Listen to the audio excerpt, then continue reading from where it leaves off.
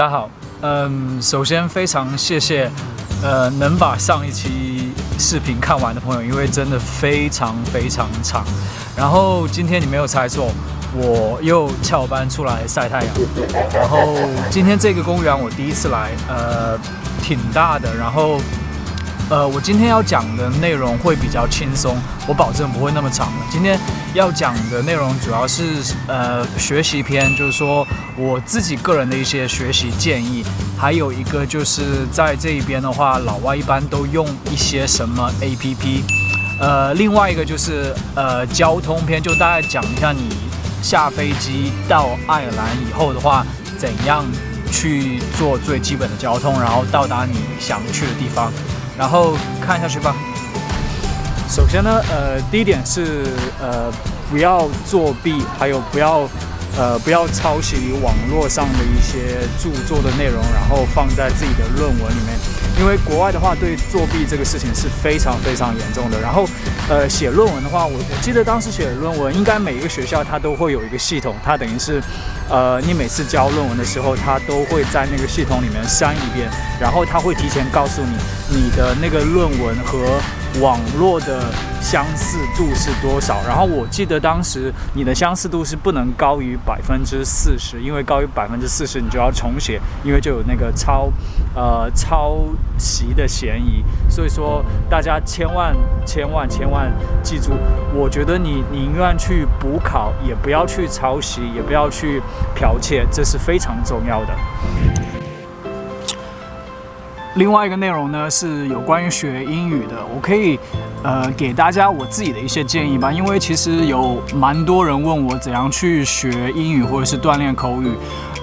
我自己学英语的办法，我记得我之前有关注，就在国内的时候有看什么 CCTV 国际频道一个学英语的节目，然后他每次都会出一些俚语什么之类的，然后我都是拿一个小本子，然后把那些俚语记下来，然后当时我觉得只是扩充了我的词汇量，但是我知道你们也知道，如果你不去用的话，其实你新学的一个词语或者是新学的一个句子是很难记住的。所以说，来到这边的话，正好你可以通过这个留学的机会，把自己之前的一些生僻的词啊，或者是在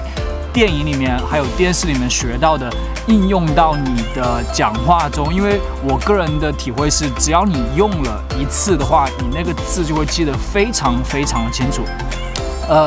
然后讲到学英语的话，我个人觉得是看电影，还有看我个人是看 YouTube 比较多，就是说电影和 YouTube 上面他讲话都是贴近于现实，贴近于真正的真实的场景，所以说而且其实比我们课本上的那些东西是完全不一样的。我觉得课本上很多他那个什么词叫什么来着，时态都用得非常高级。其实你真正落于现实生活中的话，你词态的话或者是时态的话，它都不会用得非常难的时态，都是几个时态打转。所以说我建议看电影，然后看电视学英文，还有一个是看 YouTube， 关注几个自己喜欢的频道。因为我很喜欢旅行嘛，然后我关注的都是旅行频道啊，还有一些什么政论的谈论的节目，你可以关注一些，然后会对你的学习非常有帮助。然后不光是看，就是说看了以后你要用，然后我觉得在你用之前的话，你要把它记在脑里面。然后这个方法就只是我觉得叫什么来着？什么不如烂笔，好记性不如烂笔头。就是说你一定要把它记下来。我的记的方法是我有那个有道词典，我觉得是非常好的。因为然后手机上我不知道为什么下不了有道词典，但是我手机上下的是金山词霸。但是我个人是比较偏爱于有道词典，我都是在那个 iPad 上面查，然后查完以后你会有一个记录，然后你那些词的话，我一般都是其实我很懒去看，其实我真的是要去看，但是我一般都会去往回翻看一下我之前查了什么词。我基本上我现在那一页里面应该有几百个吧，就是说都是我在看电影和看 YouTube 上立马我听到不懂的单词，我就立马把电影停住，然后我去查什么意思。因为你这样的话，你就会联想到当时电影或者是他讲的那个内容的情景，这样会更三维的方式、立体的方式，更让你记住怎样可以用这个词，在什么情景用。所以说，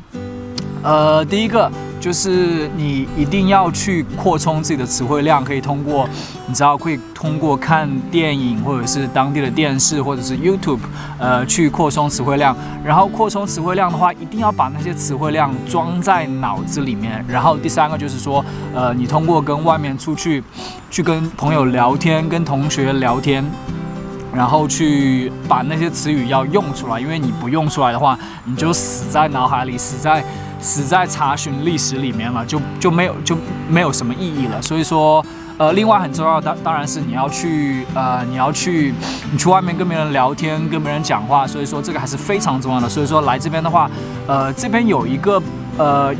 那个我不知道现在还开不开，因为我之前上学的时候会经常有一家那个酒吧叫 Check In， 然后它每周五的时候，当时会有各个国家的人，它是叫一个语言交换的活动。其实不只是这个酒吧，你随便查一查，其实这边很多酒吧，你买一杯酒的话，然后你都可以去跟各国人聊天，你就基本上锻炼你的口语是非常非常好的选择。然后祝你们口语都练得非常棒。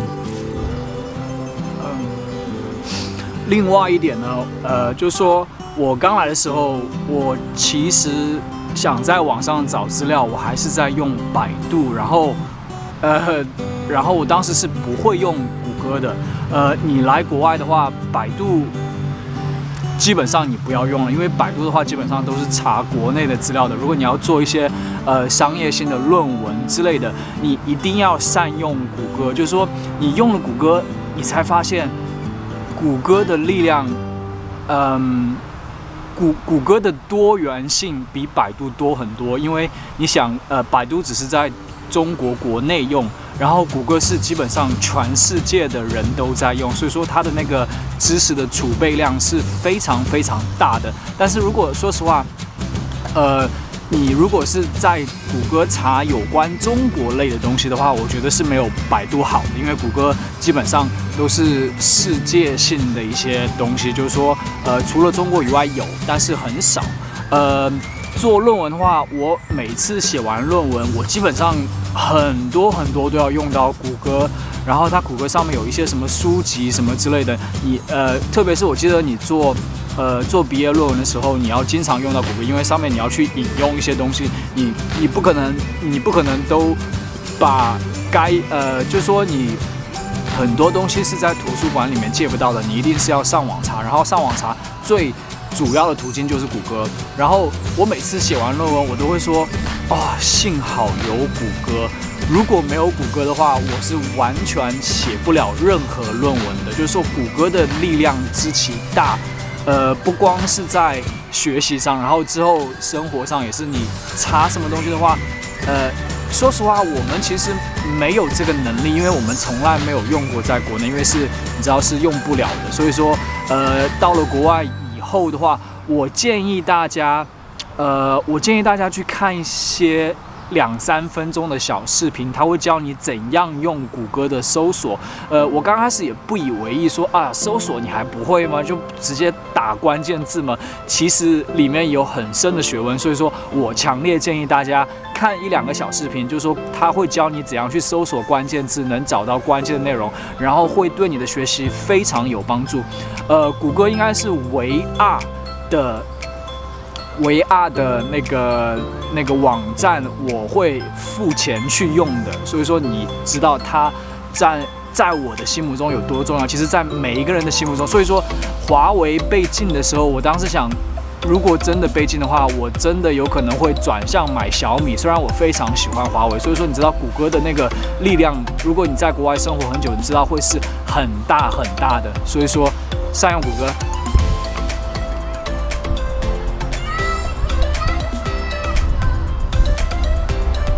我觉得我真的要投资一个镜头，因为我现在用的镜头是11:22的，这是我最宽、最近的距离。天哪！最后呢，我觉得每一个人的学习习惯还有个人习惯是不一样的。既然你们都能够出来留学和生活，我觉得你们在校成绩应该是不会差到哪里去的。所以说，每一份耕耘就有一份收获，这一句话我是相信的。